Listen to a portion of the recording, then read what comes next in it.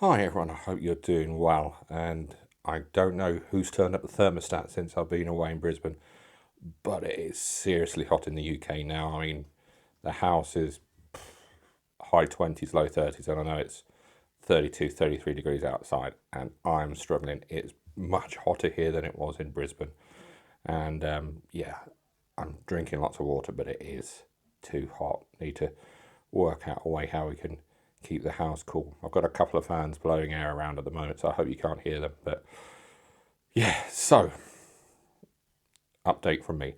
As I'm back from Brisbane, I'm significantly jet lagged. I'm not coping very well, but it's been like a 9 hour difference from there to here, and it was a 29-hour flight via Los Angeles, and it wasn't the best flight out. It was quite long, and on the way back, they mucked me around with the cabin class that I bought. I paid for premium economy because I'm a big guy and I would have appreciated a bit of extra legroom and a bit of extra width, but for whatever reason, they decided to change the flight that I was on, so lost the space, had someone next to me for 15 hours and then another 10 hours from Los Angeles back to Heathrow. So yeah, not in the best of moods, but I'm home safe.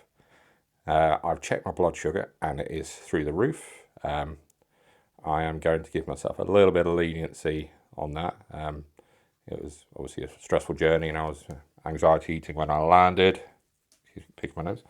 Anxiety eating when I landed, and the first few days were taken up with getting over my jet lag, and that had the inquest from my brother.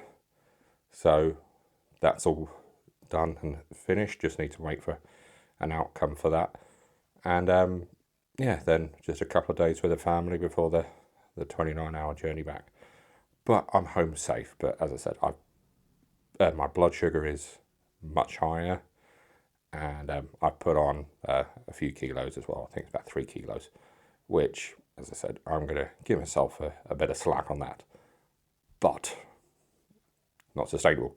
Need to crack on with losing weight. So from tomorrow, I'm going to be back on the shakes properly. I'm going to be drinking plenty of water, so clear fluids, nothing with any sugar in it. So it's as if I'm back on the soup and shake diet, and I've got 7 weeks now until I go on vacation. And I am going to crack on, and I'm going to treat it as if it was day one. Just rather than doing it for 12 weeks, I'm going to do it for right up until I go. What's a bit difficult this time is I've got a couple of work trips sandwiched in the middle. I've got a trip over to Ireland. I've got a couple of drives up to Scotland as well. So I'm just going to have to be mindful of how I do that. I may allow myself like a small meal. Obviously nothing sugary, nothing carby, so nothing with chips or bread or anything like that. But in the whole, I'm going to be on the shakes and sticking to my 800 calorie diet. And yeah, I'm looking forward to it, and I need to do it. One saving grace, when I was in Australia, I managed to do a lot of exercise. And I mean a lot of exercise. I'll bring it up on the screen, but some days I was doing north of 20,000 steps, and I think one day it was just under or just over 30,000 steps. So for me, that is a monumental achievement. I'm happy that I have that level of fitness in me. As you saw in my last video, I've joined the gym around the corner. So the plan will be to do a lot of swimming as well. I've done something to my knee.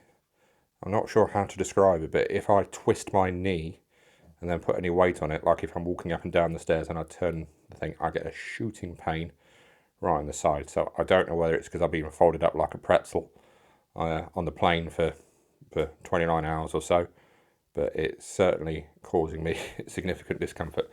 So hopefully doing a bit of swimming and a bit of light exercise will loosen that up. I'll try and keep the weight off it as best I can, so no jogging at the moment, but yeah, hopefully that and the power of ibuprofen, and I'll be back to fighting fit within a few days. What else? Still haven't heard anything from the doctor. about the test result I got a few weeks ago, so I assume they aren't bothered about that. I guess my next test will be my anniversary test around my birthday, so that'll be in, yeah, it'll be about 7 weeks, 8 weeks. It'll be just before I go on vacation. So that'll be the HbA1c update for the year. So hopefully losing a bit of weight and cutting down on the carbs will sort that out, or get that back towards a healthier direction, which is obviously the aim of the game of all of this. I keep seeing things in the press about Mounjaro injections and possibly like HbA1c tablets or reducing tablets from time to time. So I don't know what's happening with that. That might be an exciting thing to look at in the future, obviously if the NHS allows me to. But yeah, I'm excited about these next few weeks. I'm looking forward to really going for it. I want to get my fitness up. Obviously in America I'll be doing a lot more walking, and I want to try and be a few kilos lighter, because it's going to be, if I think it's hotter now, it's going to be 40 degrees ish when I'm in Las Vegas. So I don't really want to be carrying any extra weight if I can help it.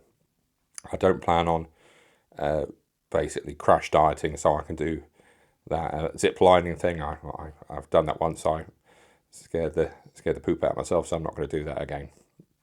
But yeah, anyway, I wanted to update you all. I appreciate it's been a couple of weeks since I did an update, so you'll deserve one. I'm doing well. I've obviously put on weight, blood sugar's up, but the plan is I'm going to hit the shakes, and then when I'm stronger, when my knee's a bit better, I'm going to hit the gym hard. I will share my final walking mileage for May. It's north of 26. I can't remember the exact figure, but you'll see it on the screen now.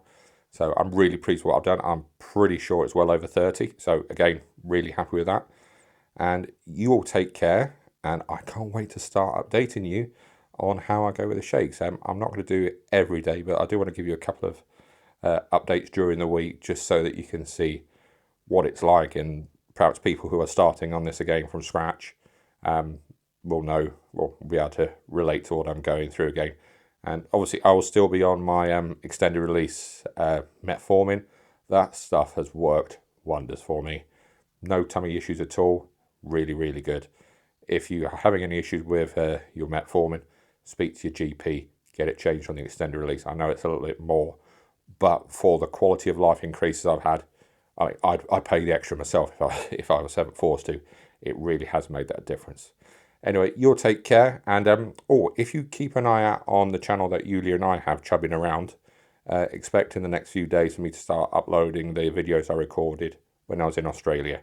So you'll take care, and I will see you on the next video. Bye for now.